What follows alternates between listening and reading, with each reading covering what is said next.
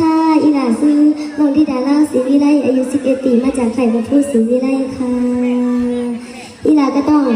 ขอบคุณคุณพ่อคุณแม่หลายๆด้วยค่ะที่ให้โอกาสอีหลาได้มาฝากซื้อฝากเสียงในมือนี้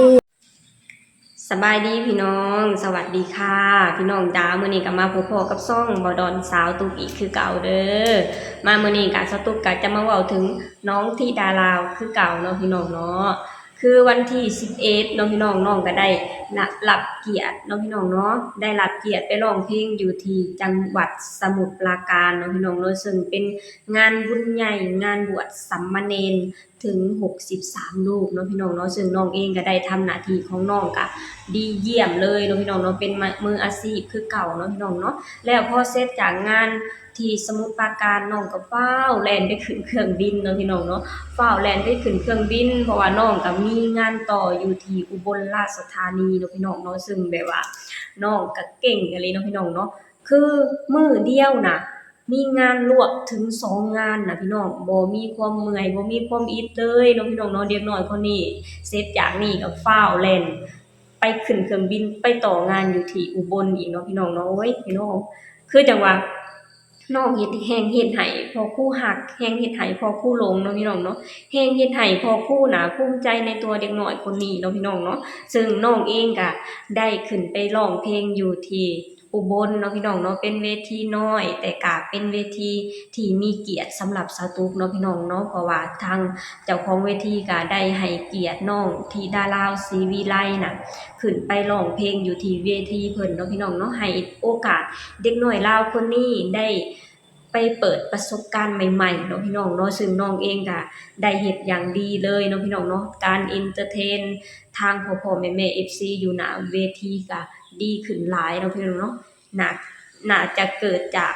ที่น้องน่ะมีประสบการณ์หลายขึ้นเนาะพี่น้องเนาะซึ่งน้องเองก็ได้ผ่านเวทีใหญ่น่ะมาก็3เวทีแล้วเนาะพี่น้องเนาะแล้วน้องเองครั้งนี้น้องเฮ็ดได้ดีเลยเนาะพี่น้องเนาะการเว้าการจาการเอนเตอร์เทนทางพ่อๆแม่ๆ FC อยู่หน้าเวทีก็ดีขึ้นเนาะพี่น้องเนาะคือสตุ๊กเองน่ะเอาคลิปของน้องน่ะลงไปเนาะพี่น้องเนาะแล้วก็มีทางพี่ๆ FC น่ะได้เม้นมาบอกสตุ๊กว่าอยากให้สตุ๊กน่ะเอาคลิปที่น้องน่ะมาขึ้นเวทีอยู่ที่อุบลราชธานีให้เบิ่งเนาะพี่น้องเนาะสตุ๊กก็เลยฟ้าวไปค้นหาเนาะพี่น้องเนาะฟ้าวไปค้นหาคลิปที่น้องน่ะขึ้นเวทีอยู่ที่อุบลมาให้ทางพ่อๆแม่ๆ FC ได้เบิ่งเนาะพี่น้องเนาะซึ่งน้องเองครั้งนี้น้องก็เฮ็ดได้ดีแล้วก็เป็นหน้าภูมิใจอย่างบ่น้อยเลยเนาะพี่น้องเนาะมาพี่น้องเดี๋ยวเรามาชมคลิปไปนำกันเลยเนาะพี่น้องเนาะ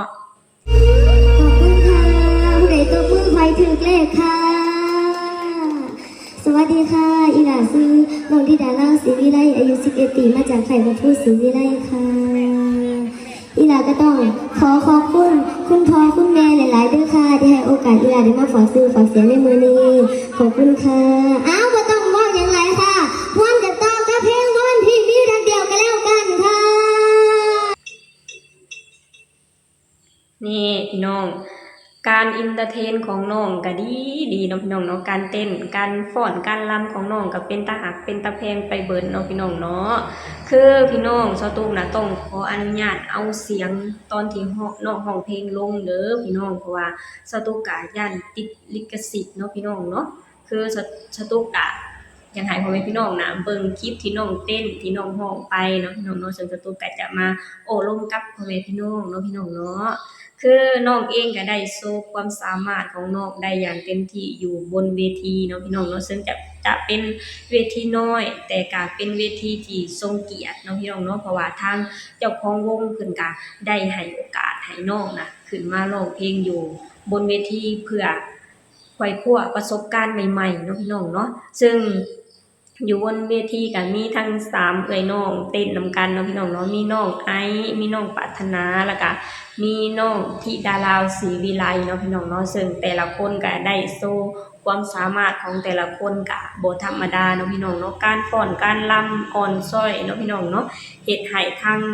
หน้าเวทีมีความสุขไปนำเนาะพี่น้องเนาะซึ่งความสามารถของน้องๆก็เริ่มดีขึ้นเรื่อยๆเนาะพี่น้องเนาะโดยเฉพาะน้องธิดาลาวศรีวิไลเนาะพี่น้องเนาะน้องเองก็เป็นเด็กใหม่เป็นการ แบบว่าเป็นการเปิดประสบการณ์ใหม่ๆเพื่อให้ทางพ่อๆแม่ๆ FC นะได้รับได้ชมน้องได้ติดตามน้องให้หลายขึ้นเนาะพี่น้องเนาะซึ่งสตุกเองก็ติดตามน้องนี่ก็บ่น้อยเลยเนาะพี่น้องเนาะติดตามทุกสถานการณ์เนาะพี่น้องเนาะคือล่าสุดมานี่ก็น้องก็จะได้ไปอยู่ที่ประเทศลาวกับพ่อครูเนาะพี่น้องเนาะซึ่งสตุกก็ยังบ่ฮู้สาเหตุนะพี่น้องว่าไปอยู่ย้อนหยังเนาะพี่น้องเนาะซึ่งสตุกน่ะจะไปหา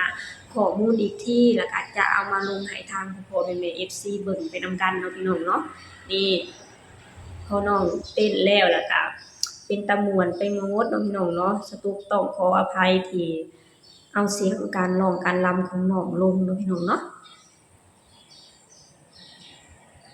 นี่เป็นจังใดพี่น้องการร้องการรำของน้องก็ดีขึ้นการเต้นการเอนเตอร์เทนของน้องก็ดีขึ้นเนาะพี่น้องเนาะสตุกน่ะต้องขอบคุณอันนี้พี่น้องขอบคุณทุกๆโอกาสเนาะพี่น้องเนาะที่ให้เด็กน้อยคนนี้น่ะได้มาเปิดประสบการณ์ได้มาแบบว่าเรียนรู้หลายๆเรื่องเรียนรู้หลายๆเวทีเนาะพี่น้องเนาะซึ่งน้องเองน่ะแบบว่าพอเริ่มดังแล้วก็จะมีงานเข้ามาเรื่อยๆเนาะพี่น้องเนาะมีงานบวชบ่หรือมีงาน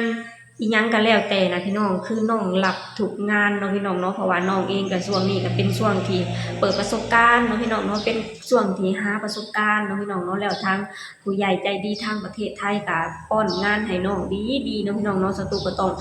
ขอบคุณทางผู้ใหญ่ที่ช่วยเหลือน้องที่สนับสนุนน้องเนาะพี่น้องเนาะที่เปิดประสบการณ์ใหม่ๆให้น้องน่ะได้ไปเรียนรู้หลายๆงานได้ไปเรียนรู้หลายๆทุกสถานการณ์ทุกสถานที่เนาะพี่น้องเนาะซึ่งแต่ละสถานที่ก็ประสบการณ์ก็บ่คือกันเนาะพี่น้องเนาะซึ่งแบบนี้แหละที่เฮ็ดให้น้องเก่งขึ้นเนาะพี่น้องเนาะซึ่งสถานที่ก็สถานที่นี้ก็ประสบการณ์ก็อย่างหนึ่งสถานที่นี้ก็ประสบการณ์ก็อีกอย่างหนึ่งเนาะพี่น้องเนาะซึ่งจะเป็นการฝึกฝนหล่อหลอมให้เด็กน้อยลาวคนนี้น่ะมีโอกาสที่มีประสบการณ์ที่หลายขึ้นการร้องรำทำเพลงของน้องก็จะมีการพัฒนาขึ้นจากที่ดีอยู่แล้วก็แฮ่งดีขึ้นไปใหญ่เลยเนาะพี่น้องเนาะคือแบบว่าเป็นภาพบรรยากาศที่เป็นหน้าที่ภาคภูมิใจแล้วก็เป็นสิ่งที่ยินดีเนาะพี่น้องเนาะคือคนลาวก็ติดตามแล้วก็ยินดีกับน้องที่น้องนั้นมีโอกาสได้เปิดโอกาสดีๆแบบนี้ได้โอกาสได้รับโอกาสดีๆแบบนี้จากทางผู้ใหญ่เนาะพี่น้องเนาะซึ่งคนลาวหลายๆคนก็น่าจะติดตามน้องตลอดเวลาคือกับสตูกนี่แหละเนาะพี่น้องเนาะสตูกก็เบิ่งไปนำแล้วก็ดีใจไปนำภูมิใจไปนำเนาะพี่น้องเนาะสิน้องนะมีโอกาสได้ค่อยคว้าประสบการณ์ใหม่ๆเข้ามาเรื่อยๆเพื่อพัฒนาตัวเองเนาะพี่น้องเนาะคือน้องเองก็